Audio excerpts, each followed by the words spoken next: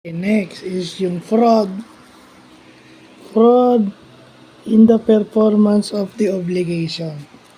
Fraud in the performance of the obligation or yung Article 1170 ng Civil Code of the Philippines. So, ito commonly yung nagiging failure ng mga nagnenegosyo o yung mga nagbebenta. Okay? Kaya ba, gaya sa online shopping na lang, halimbawa, yung binili mong 4 na piraso ng isang item, pag dumating sa'yo, 2 piraso na lang.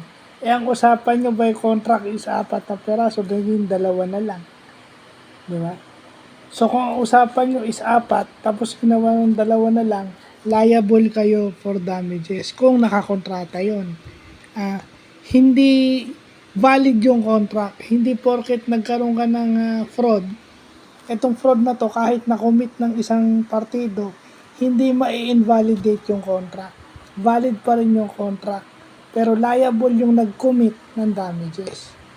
Ito yung Article 1170 ng Civil Code of the Philippines at maraming negosyante ang nagkaka-error dito. Lalo na pagdating sa kontrata. At dito siguro marami nakakasuhan, lalo na pang nakakontrata.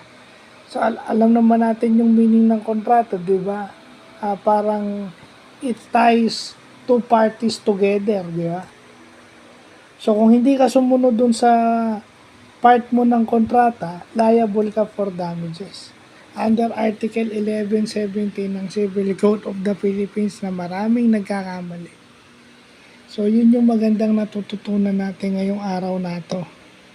Sunday na Sunday, pero may natutunan tayo. Tama-tama, kasi every Sunday yung ipaglaban mo, di ba?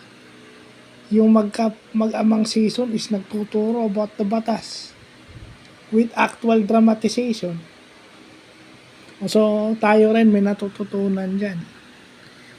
So, yun na nga. Siguro tinuturo to kina Kevin, kina Claudine, kina Arlene nung nag-aaral sila. Yun yung COMSAI nung 2008 eh. Kasi meron silang loss of obligations and contract. So, yun lang po.